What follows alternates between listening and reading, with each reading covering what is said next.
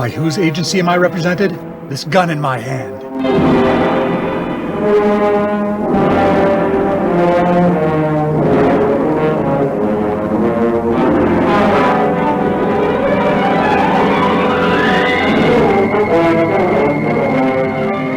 All of us here at This Gun in My Hand were disheartened to hear about the National Rifle Manufacturers Association filing for bankruptcy. But we know the only thing that stops a bad guy with a gun lobby is a good guy with a gun lobby. We're confident the NRMA will bounce back and resume sponsoring our gun show someday. Until then, we're pleased to present our new sponsor, Mr. James Faskist, founder and CEO of My Wakizashi Inc. Thanks, Bill. 10 weeks ago I was living as a puff edger, which most of you know is a person who compulsively watches ASMR mukbang videos while wearing an inflatable Halloween or Christmas lawn decoration. I don't want to go into details, but I had hit rock bottom. Only my faith brought me back, along with my dream of selling a superior Japanese short sword. Look, the katana market is saturated.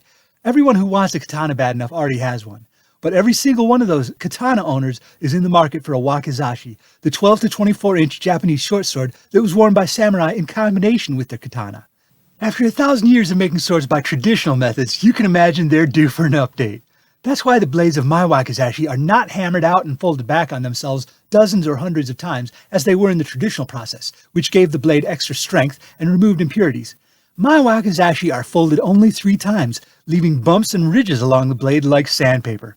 A traditional blade will lacerate the skin, but my wakizashi lacerates and abrades the victim. Another advantage is that my wakizashi will often snap off in battle. Your opponent thinks they've won, and that's when you stab them with the 2-inch stub of blade that remains above the hilt. It's not a pillow, but I know you'll sleep better knowing you can rely on my wakizashi to keep yourself and your family safe. Order one now and we'll send you a second my wakizashi at no extra cost. Visit mywakizashi.verf today. That's mywakizashi.verf. And tell them Jim Faskist sent you.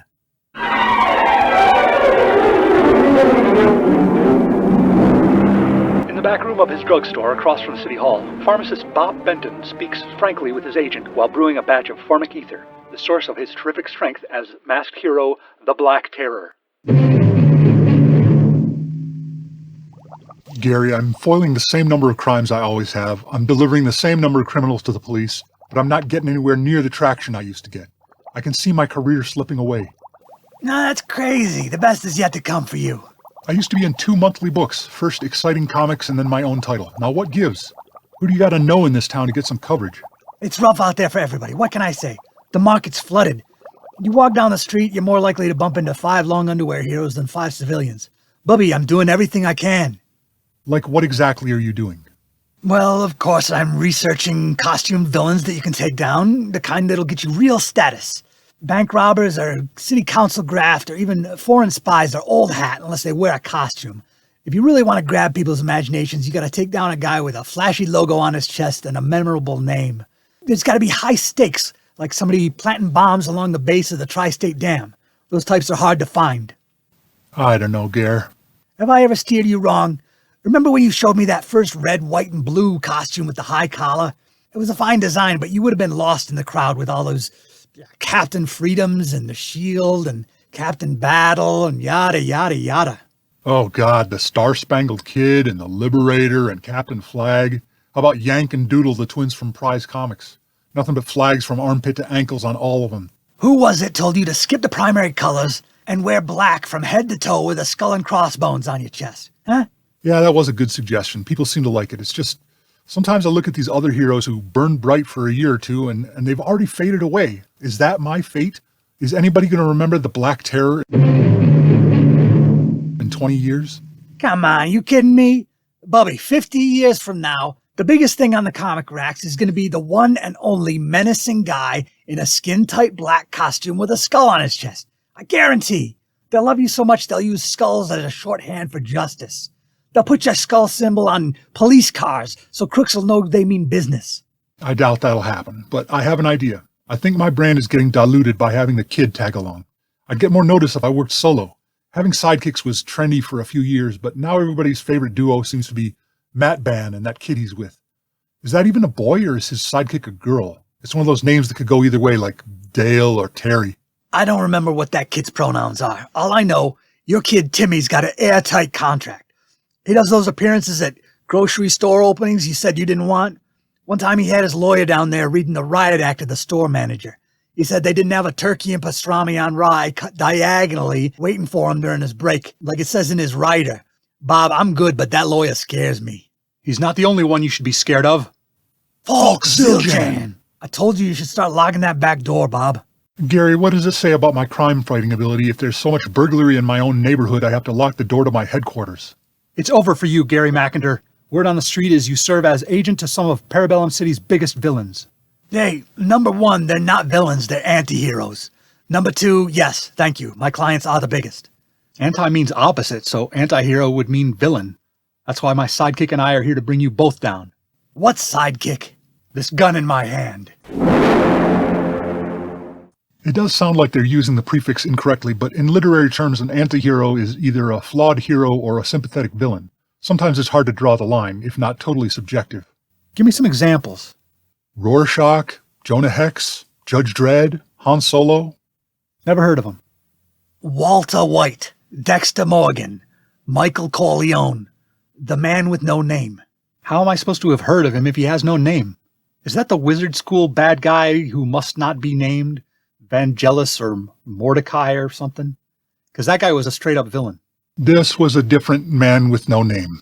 Anti-heroes are mostly good guys who use rough methods that would make some people squeamish. You're here because you think I'm one of the bad guys, so let's talk about me, the Black Terror.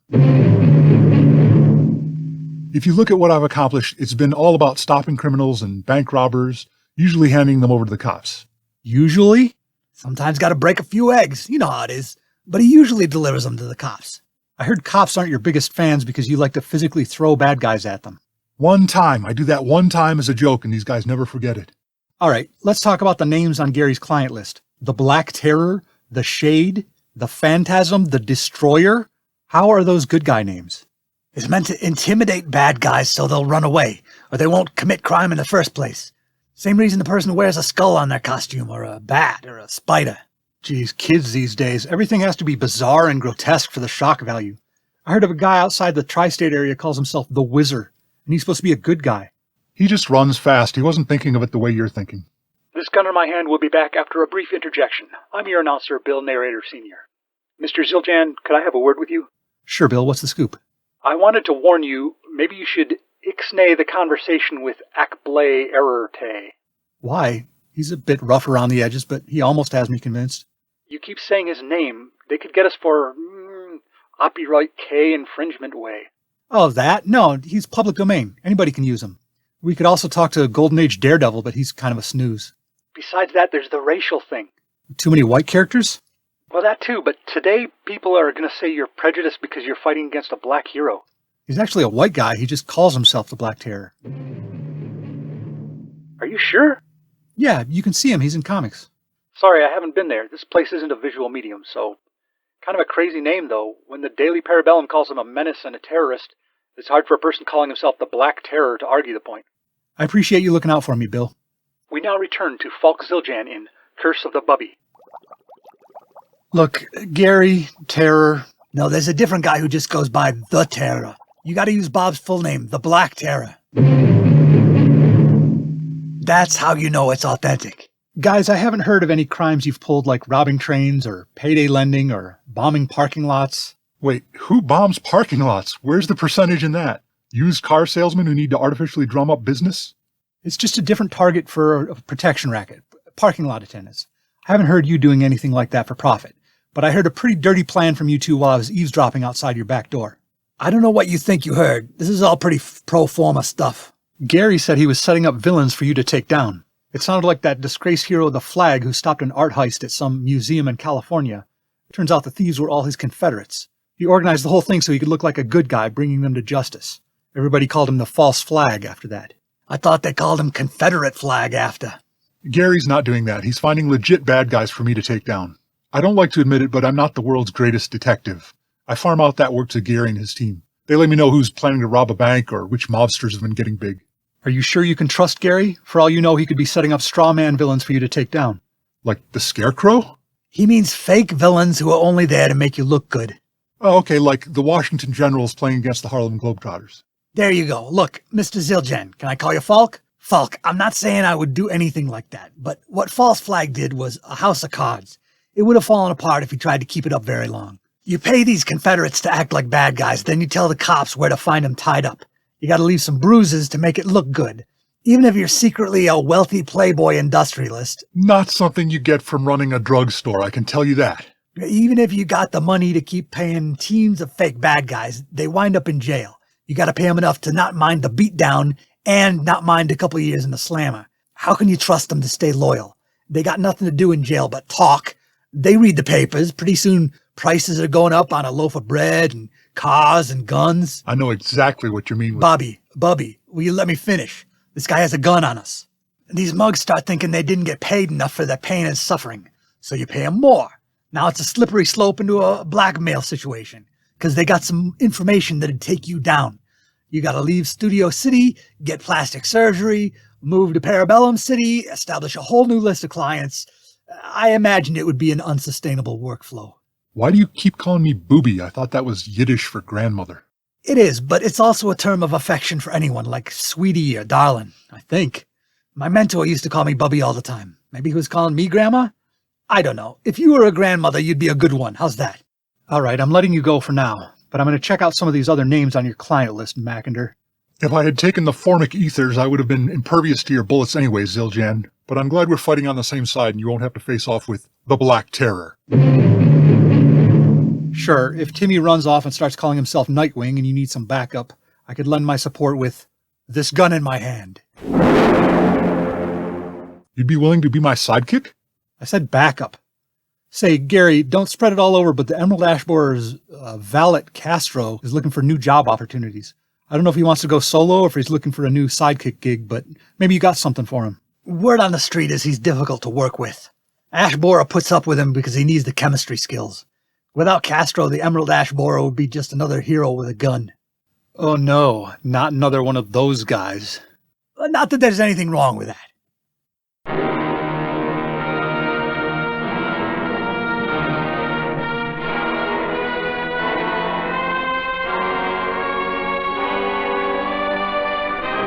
Curse of the Bubbe, episode 11 of This Gun in My Hand was pronounced by Rob Northup. Rate and review this everywhere you can. Visit thisguninmyhand.blogspot.com for full credits, show notes, details on how to subscribe, and to buy my books. Little Heists in the Big Woods and Other Revisionist Atrocities is for sale in PDF format for $2.99. Cheap! Who can you contact to hire me for writing gigs, birthdays, bar mitzvahs, and quinceañeras? This Gun in My Hand.